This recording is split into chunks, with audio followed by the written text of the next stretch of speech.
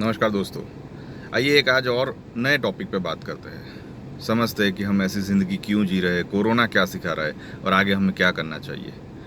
Corona ने ज़बरदस्त दहशत फैलाई है। जो लोगों की मृत्यु हुई या जो लोग अभी परेशान हैं, उनके लिए बहुत ज़बरदस्त सिंपैथी है और उनकी मौत का दुख भी है। पर साथ में कोरोना की वजह से हम लोग इतनी ज़बरदस्त चीज़ सीख रहे हैं जो हमें आगे आने वाले हमारे 5,000 10,000 सालों तक काम आएगी अगर हम सीखेंगे तो। आइए समझते हैं वो क्या चीज़ें हैं। कोरोना क्या सिखा रहा है।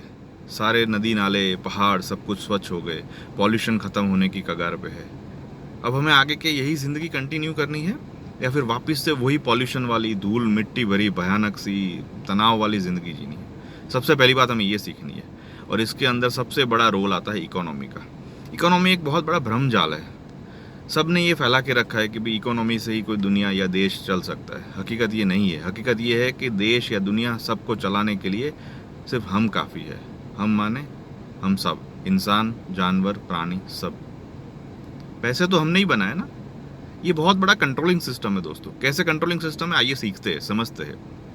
मैं भी आपके साथ बात करके थोड़ा समझ जाऊंगा और ज़्यादा। अगर आपके पास 100 रुपये है, गवर्नमेंट ने 100 रुपये छाप कर प्रिंट कर कर हमको दिए, ठीक है, बैंक को दिए, हमको तो सीधे नहीं देते, बैंक को दिए। बैंक ने उसको लोन के तरीके से अलग अलग इंडस्ट्री वालों को दिए। अलग अलग इंडस्ट्री वालों ने उसमें से कुछ पैसे अपने पास रखकर बाकी के पैसे से प्रोडक्शन शुरू किया, काम शुरू किया। उसमें से भी कुछ पैसा खर्चा करके छोटे मोटे लोगों को सैलरीज दी, जो मध्यम वर्ग है, गरीब वर्ग है, ऐसे लोगों को। और वो जो लोग उसमें से भी थोड़ा थोड़ा पैसा बचा के सेविंग्स करते, वो वापस से बैंक में जाता है। तो हमारे 100 रुपये इस तरीके से घूमते घूमते घूमते घूमते वापस से सरकार के पास जाते हैं या फिर सेविंग्स में जाते हैं।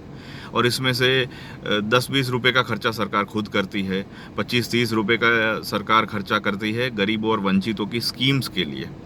कुछ पैसे जाते हैं सब्सिडीज़ में, कुछ पैसे जाते हैं बड़े इंडस्ट्रियलिस्ट लोगों के पॉकेट में, उनको देने वाली बड़ी बड़ी लोन्स में। और बाकी जो 10-15-20 रुपये बचते हैं ना, उसके लिए हम करोड़ों लोग पूरी ज़िंदगी पूरी लाइफ जूझते रहते हैं। क्या यही लाइफ है? बस जूझते रहो। इतनी भयानक कंट्रोल वाली जो 10% बड़े लोग हैं, उन्होंने जो कंट्रोलिंग सिस्टम बनाया है, बाकी के 90 लोगों को अपने हाथ में बांध कर चलाने का, क्या ऐसी ही जिंदगी जीते रहेंगे? हम चलने को भी तैयार है, पर जिंदगी तो अच्छी मिले। अब सबसे बड़ी बात यह है कि आतंकवाद और आर्थिकवाद दोनों सेम है आज की तारीख में। क्योंकि सारे बड़े लोग ये कहते हैं कि there is no free lunch, कुछ भी मुफ्त में नहीं मिलेगा। तो फिर या तो हम गलत है या वो। यहाँ पर यह भी सवाल नहीं कि गलत कौन है, सवाल ये है कि दुनिया बनी लाखों साल से, मानवता सभ्य समाज बना उसको भी हज़ारों साल हो गए, फिर भी आज की तारीख में हम लोग इतनी भयानक लाइफ जी रहे हैं। झोपड़पट्टियाँ है, गरीबी है, भुखमरी है, लाचारी है। 125 करोड़ के देश में 70-80 करोड़ लोग राशन का खाना खा रहे हैं, मतलब गरीबी रेखा के नीचे है। तो क्या अचीवमेंट किया दुनिया ने, देश ने, सब ने मिलकर? क्या achievement? Nothing, there is nothing. और आज की तारीख में ये सारे लेबर्स या मजदूर या गरीब लोग क्यों गांव चले जा रहे हैं? 2 चीज़ों की वजह से। एक, कोरोना के डर की वजह से, और 2, उनको पता है कि आगे आने वाले 3-4 महीने 6 महीने सरकार उनको राशन पानी पैसा देने वाली है। तो वो वहाँ गांव में जाके खेती बाड़ी करेंगे, अपने परिवार के साथ में बरसों के बाद मिला हुआ समय व्यतीत करेंगे, समय बिताएंगे, खुश रहेंगे और दिवाली के बाद आएंगे। तो तब तक इकोनॉमी साइकिल कैसे चलेगी? इन लोगों के बिना हम प्रोडक्शन कैसे करेंगे? इन लोगों के बिना हम बड़ी बड़ी बिल्डिंग कैसे बनाएंगे? ये सारा चक्र है।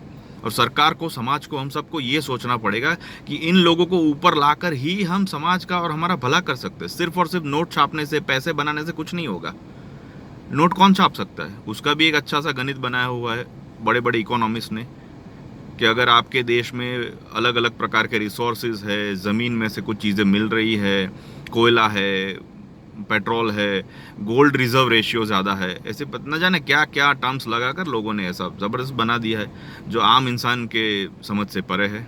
और ये सारी चीज़ों की वजह से हम लोग नोट भी नहीं छाप सकते, प्रिंटिंग भी नहीं कर सकते, जबकि यूएसए अपना प्रिंटिंग खुद करता है, जब चाहे जब मर्जी करता है।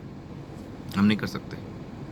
तो अब सरकार को शायद ये भी सोचना चाहिए कि भाड़ में गई दुनिया, हिंदुस्तान को बचाने के लिए या तो नोट प्रिंट करो, और अगर मानवतावाद है, बहुत ज़्यादा मानवतावाद है, और हम चाहते हैं कि इस दुनिया के अंदर सारे लोगों के लिए हमको सिंपैथी है, तो दुनिया के साथ सारे नेताओं को मिलकर ये सोचना होगा कि हम सब मिलकर इन सभ्य समाज को कैसे बचाएं, किस तरीके से आगे लाएं। बाकी बड़े बड़े इंडस्ट्रियलिस्ट भी बहुत सारा दान देते हैं आजकल, जो सराहनीय है, उसमें कोई दो राय नहीं है, कोई शक नहीं है। पर उन्होंने भी लेबर ही पैदा की है ना, उन्होंने भी उनके अच्छाई के लिए क्या किया। अल्टीमेटली ये बहुत बड़ा कंट्रोल है ना। अगर हमारे पास लेबर नहीं होंगे, मजदूर नहीं होंगे, तो कहाँ से इतनी बड़ी बड़ी इंडस्ट्रीज चलेगी, और वो नहीं चलेगी तो मुनाफा कहाँ से आएगा। मुनाफा और ये सब तो एक भ्रमजाल है, ये एक्चुअली में कुछ है ही नहीं। 100 रुपये अगर मार्केट में घूम रहे हैं, तो 100 रुपये में से सब अपना अपना अपना अपना हिस्सा निकाल के सबसे ज़्यादा पैसा या सबसे ज़्यादा अमाउंट या इंडस्ट्री के हिसाब से जो पकड़ है वो किसके पास है, वो रख के समाज में अपना दबदबा कायम रखता है। बस वही इकोनॉमी है और कुछ नहीं है। सरकार को अगर मेरी कोई भी राय की या कुछ भी ज़रूरत हो, या अगर सरकार चाहे तो मैं आपकी टीम के साथ काम करने को तैयार हूँ। और साथ साथ में मेरी सारी शुभकामनाएं आपके साथ है कि हम कोरोना को हरा कर रहेंगे और आगे आने वाले वक्त में इकोनॉमी को इस तरीके से चलाएंगे ताकि जो ज़बरदस्त असमानता हो गई है समाज में, वो ख़त्म होने की कगार पर हो, और हम सारे लोग ज़िंदगी को स्ट्रगल ना बनाकर एक अच्छे तरीके से जी पाए। जय हिंद, वंदे मातरम।